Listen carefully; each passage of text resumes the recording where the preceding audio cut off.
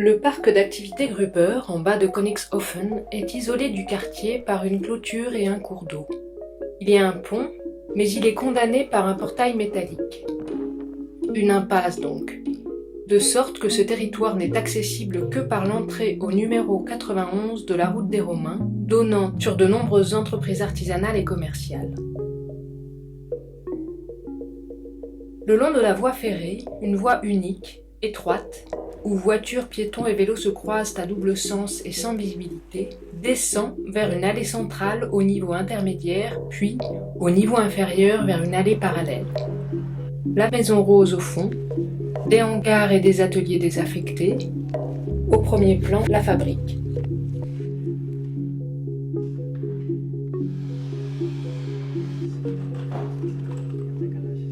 Dans cette partie des anciennes glacières de la brasserie Gruber, les membres bénévoles de l'association ont aménagé au cours de chantiers successifs un bureau, des ateliers matériaux souples et électroniques,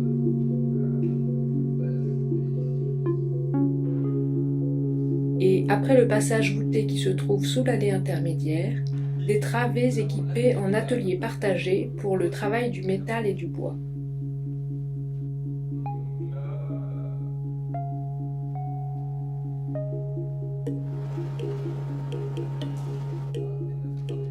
Les autres travées servent actuellement d'annexes et lieux de stockage de matériels et matériaux. La 9e travée se termine par un mur de briques, les autres extrémités étant également sans issue. Côté sud, des ouvertures permettent l'aération des lieux. Au niveau intermédiaire, une série de locaux d'autres associations, au pied desquels on reconnaît les soupiraux des travées de la fabrique.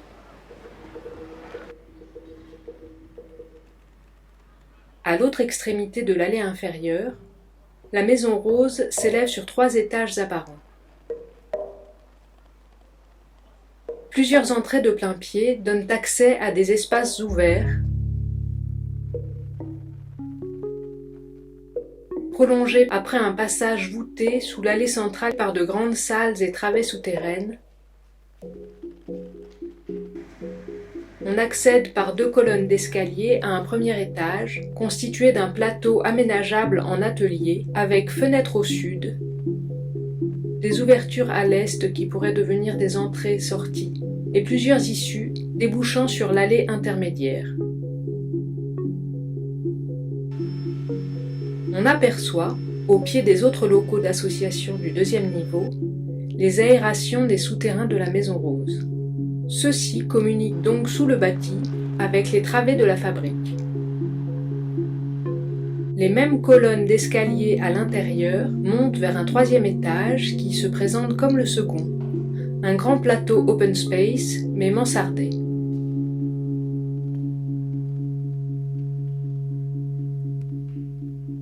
Une seule issue ouvre vers l'extérieur du parc Gruber, au niveau de la route des Romains. La maison rose est le seul édifice à relier les 3 niveaux de cette zone d'activité par l'intérieur. Mais le bâti n'est pas solidaire. Il est relié par une plaque métallique ajourée, tandis qu'une toiture rapportée couvre une partie de l'allée intermédiaire.